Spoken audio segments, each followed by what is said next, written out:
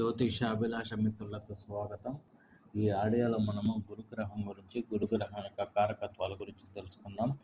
గురుగ్రహం అనేది సౌర మండలంలో మనకు ఉన్నటువంటి గ్రహాల్లో అతిపెద్ద గ్రహం అన్నమాట. సో ఈ గురుగ్రహం అనేది పండితులకి, వేదాంగ విద్యలకి, జ్ఞానానికి, బంగారానికి, ధనానికి, వీటికి ప్రముఖ పాత్ర వహిస్తారు.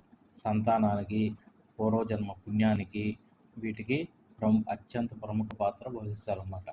సో ఒకప్పుడు ఉమ్మడి కుటుంబాలకి, మంత్రి పదవులకి, విద్యా సంస్థల్లో ఉద్యోగాలకి, యూనివర్సిటీ స్థాయిలో ఉద్యోగాలకి, అలాగే యూనివర్సిటీ స్థాయి చదువులకి, ప్రపంచ ప్రఖ్యాతి చెందినటువంటి యూనివర్సిటీలో చదవడానికి కూడా ఈ గురుగ్రహం యొక్క అనుగ్రహం ఎంతైనా అవసరం. ఈ గురుగ్రహం అనేది మనకు మేషరాశి నుంచి చూసుకుంటే 9వ రాశి ధనుసు రాశికి, అలాగే 12వ రాశి అయినటువంటి మీన రాశికి రాశి చక్రంలో 9, 12 స్థానాలకి ఆధిపత్యం వహించేటటువంటి హౌస్ అన్నమాట ఈ గురుగ్రహం. సో 9వ రాశిలో ధనుసు రాశి అనేది పూర్వపుణ్య స్థానానికి సంబంధించినటువంటి రాశి అన్నమాట. సో ఎవరైతే పూర్వజన్మలో మంచి ఫలితాలు, మంచి పనులు, గురువుల యొక్క పాదాలకి నమస్కరించి, గురువులకి సంబంధించి ఎవరైతే పూజ చేసి, గురువులని ఎవరు ఇబ్బంది పెట్టకుండా ఎవరైతే గురువులకి పూజించబడి ఉంటారో, అలాగే పూర్వజన్మలో ఎవరైతే చదువు నేర్చుకోలేనటువంటి పిల్లలకి చదువు నేర్పించడానికి వారి వంతు సహాయం ఎవరైతే చేస్తుంటారో, అలాగే పూర్వజన్మలో ఎవరైతే స్కూళ్ళకి, అలాగే కాలేజీలకి ఎవరైతే స్థలములు కేటాయించి వాటి నిర్మాణానికి ఎవరైతే సహాయం చేస్తుంటారో అటువంటి వారికి, అలాగే గోశాలలు, గోవులని ఎవరైతే రక్షించుంటారో వాళ్ళకి, అలాగే పెద్ద వయసు గలవారికి సేవ చేసినటువంటి వారికి, గురువులని సత్కరించబడినటువంటి వారికి, అటువంటి వారికి అందరికీ ఈ జన్మలో గురువు మంచి స్థితిలో ఉండడానికి కారణభూతుడు అవుతాడన్నమాట. సో గురువు మన జాతక చక్రంలో మంచి స్థితిలో ఉన్నట్లయితే ఈ జన్మలో మనం మంచి విద్యార్థిగా, మంచి ఉద్యోగిగా, సమాజంలో అత్యంత గౌరవనీయమైన స్థితిలో ఉంటూ ఎక్కువ బంగారం కూడబెట్టుకొని ఎక్కువ ధనము సంపాదించే స్థితికి వెళ్ళి, మనం సంపాదించినటువంటి డబ్బుని ధర్మంగా సంపాదించాడు అని పేరు మనకు వస్తుంది అన్నమాట ఈ గురుగ్రహం అనుకూలంగా ఉంటే. సో ధనము ఎవరైనా సంపాదిస్తారు, కానీ అతను నిజాయితీగా సంపాదించాడని పేరు మాత్రం చాలా తక్కువ మందికి ఉంటుంది. సో అలా పేరు ప్రఖ్యాత రావడానికి ఇతను నడుస్తూ వెళ్తుంటే చాలామంది ఎటువంటి వారైనా సరే ఇతను నమస్కరించి వెళ్ళేటటువంటి స్థితి ఈ గురుగ్రహం కలిగిస్తుంది అన్నమాట. సో ఈ గురుగ్రహానికి వర్ణం పసుపు రంగు వర్ణం మన కడపలకి, ఇంటి గుమ్మాలకి ఈ పసుపుని శుభసూచకంగా వాడతారు. సో అటువంటి శుభసూచకంగా వాడే పసుపు రంగుకి ఈయన ఆధిపత్యం వహిస్తారన్నమాట. పసుపు రంగు పూలు, చామంతి పూలు, వీటికి ఆధిపత్యం వహిస్తారన్నమాట. సో బంగారానికి ఈయనే కారకుడు అన్నమాట. సో మన శరీరంలో లివర్కి రవి గురువులు ఇద్దరు కూడా ప్రధానమైనటువంటి కారణం. సో అలాగే ఈ యొక్క షుగర్ వ్యాధికి, డయాబెటీస్కి, వీటికి ప్రధాన కారణం ఈ యొక్క గురువు భగవానుడు అన్నమాట.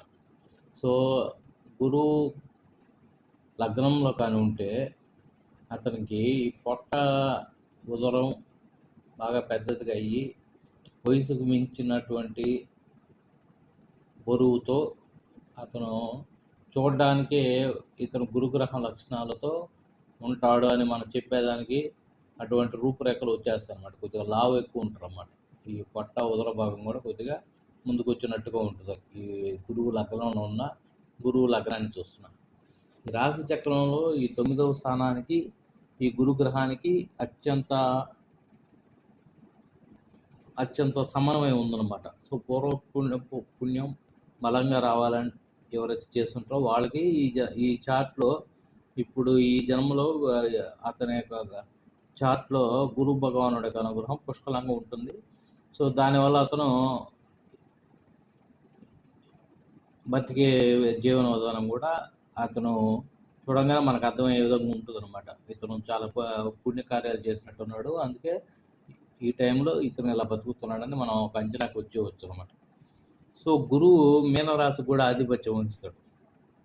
మీనరాశికి ఆధిపత్యం అంటే వ్యయ స్థానానికి ఆధిపత్యం వహించే ఈ గురువు మనము ఈ సత్కర్మలు చేసుకొని మనం మోక్షం సాధించడానికి వ్యయ స్థానం అంటే మోక్ష స్థానం. ఈ మోక్ష స్థానం పొంది మరలా మనం మరుజన్మ ఎత్తకుండా ఉండాలంటే కూడా ఈ గురుగ్రహం యొక్క అనుగ్రహం ఎంతైనా అవసరం.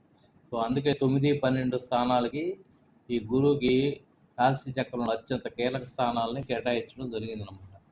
సో అలాగే మంత్రి పదవులు రావాలన్నా ఈ గురు భగవానుడి యొక్క అనుగ్రహం మనకు ఎంతైనా అవసరం ఉందన్నమాట. సో గురుగ్రహం యొక్క దోషాలు పోవడానికి గురువారం పూట రాఘవేంద్ర స్వామిని అలాగే సాయిబాబా గారిని పూజించడం వల్ల మనకు గురుగ్రహం యొక్క అనుకూల ఫలితాలు కలుగుతారు. దక్షిణామూర్తిని సాంబశివుడిని ఆరాధించడం వల్ల. సో ఈ గురుగ్రహం యొక్క నవగ్రహ మంత్రం దేవానాంచ ఋషీనాంచ గురుకాంచ సన్నిభం బుద్ధిమంతం త్రిలోకేశం తం నమామి బృహస్పతం అనే నవగ్రహ మంత్రాన్ని పఠించుకోవడం, అలాగే ఓం నమ శివాయ అనే మంత్రాన్ని జపించుకోవడం, ఓం హ్రీం గౌరీ నమః అనే మంత్రాన్ని జపించుకోవడం, ఓం గ్రాం గ్రీం గ్రౌం సం గురవే నమః అనే మంత్రాన్ని జపించుకోవడం, ఈ వీటిలన్నిటిని పట్టించుకోవడం వల్ల గురుగ్రహం యొక్క అనుగ్రహం మన మీద కలుగుతుంది. సో అదనమాట. గురువుకి 108 నామాలు ఉన్నాయి. 108 నామాల్లో ప్రముఖంగా మనకు వినిపించేటటువంటి నామాలు జైత్రే, జయంతాయ, జయదయ, జీవాయ, అనంతాయ, జయవహాయ, అంగీరసాయ, వివిక్తాయ అనే నామాలతో ఇతన్ని ఎక్కువ మంది పిలుస్తూ ఉంటారు అన్నమాట. సో గురుగ్రహానికి శత్రుగ్రహాలు శుక్రుడితో అత్యంత శత్రుత్వం ఉంది. అలాగే బుధ గ్రహంతో అత్యంత శత్రుత్వం ఉంది. మిత్రగ్రహాలు వచ్చి రవి, చంద్ర, కుజ వీటితో మిత్రత్వం ఉంది. సో గురువు చంద్రులు కలిస్తే అత్యంత యోగం, గజకేసరి యోగం, బహుళ ప్రావీణ్యత పొందిన బహుళ ప్రచారంలో ఉన్నటువంటి యోగం అన్నమాట గజకేసరి యోగం. సో ఈ గజకేసరి యోగం పట్టడం వల్లే తులారాశిలో సీనియర్ ఎన్టీఆర్ గారు అత్యున్నత స్థితికి వెళ్ళారు. సో అలాగే ఈ గురువు మనకు గురువుకి మిత్రస్థానాలు వచ్చి మేషం, కర్కాటకం, రవి, మేష కర్కాటకం, సింహం, వృశ్చికం, ధనస్సు, మీనం ఇవి మిత్రక్షేత్రాలు. ఆయన యొక్క ఎగ్జాబిలిటీ ప్లేస్ కర్కాటకంలో ఆయన ఉచ్చస్థితి పొందుతాడు, మకరంలో నీచ స్థితి పొందుతాడు. సో గురువుకి దృష్టులు వచ్చి సప్తమ దృష్టి, గురువుకి అన్ని గ్రహాలకి సప్తమ దృష్టి ఉంటుంది. అలాగే పంచమ దృష్టితో చూస్తాడు, అలాగే భాగ్య దృష్టి, నవమ దృష్టితో చూస్తారన్నమాట. సో ఈ పంచమ నవమ దృష్టిని కోణ దృష్టి అంటారు అన్నమాట. కోణ దృష్టితో గురు భగవానుడు కానీ ఇంకొక పాపగ్రహాన్ని కానీ చూస్తే దాని యొక్క పాపత్వం 100% నుంచి 50% తగ్గిపోతుంది. సో ఆ విధంగా గురువు మన యొక్క జన్మజాతకంలో బలంగా ఉన్నట్లయితే మనకు మంచి తోడ్పాట్లు అందించి అన్ని రంగాలుగా మనకు చూసుకుపోవడానికి సహకరిస్తాడు. సో గురువు కన్యా లగ్నానికి కానీ సప్తమంలో కానీ ఉంటే వివాహం ఆలస్యం అవ్వడం, సంతానం కలగకపోవడం, ఒకవేళ కలిగినా ఆలస్యంగా సంతానం కలగడం జరుగుతుంది. సో కన్యా లగ్నానికి గురువు సప్తమంలో ఉండడం అంత మంచిది కాదు. సో అలాగే మిథున లగ్నానికి కూడా సప్తమ గురువు కొన్ని రకాల ఇబ్బందులని గురి చేస్తాడు అన్నమాట వివాహ విషయంలో. కాబట్టి కన్యా మిథున లగ్నానికి సప్తమంలో సప్తమాధిపతి అదే స్థానంలో ఉండడం కేంద్రాధిపత్య దోషానికి వలె పనిచేస్తుంది అన్నమాట. సో గురువు ఎక్కడ ఉంటే బాగా పనిచేస్తారంటే లగ్నం నుంచి 9వ ఇంట్లో ఉన్నప్పుడు ఎక్కువ శుభ ఫలితాలు ఇవ్వడానికి అనుకూలంగా ఉంటుంది. ఎక్సెప్ట్ కన్యా లగ్నం అండ్ మిథున లగ్నానికి తప్పించి అన్ని లగ్నాలకి ఎంతో కొంత గురువు శుభ ఫలితాలని ఇస్తాడు. ఎందుకంటే ఈయన మనకున్న నవగ్రహాల్లో ఎక్కువ శుభ ఫలితాలు ఇచ్చేటటువంటి ప్లానెట్. సో మీ జన్మ జాతకంలో కూడా గురువు ఎటువంటి ఫలితాలు ఇస్తారు అని తెలుసుకోవాలనుకుంటే నా వ్యక్తిగత నెంబర్కి ఫోన్ చేసి కనుక్కోవాల్సిందిగా కోరుచున్నాను. సో ఈ వీడియో మీకు నచ్చినట్టయితే ఇప్పటివరకు లైక్ చేసి షేర్ చేసి సబ్స్క్రైబ్ చేయవలసిందిగా మనవి చేస్తున్నాను. స్వస్తి.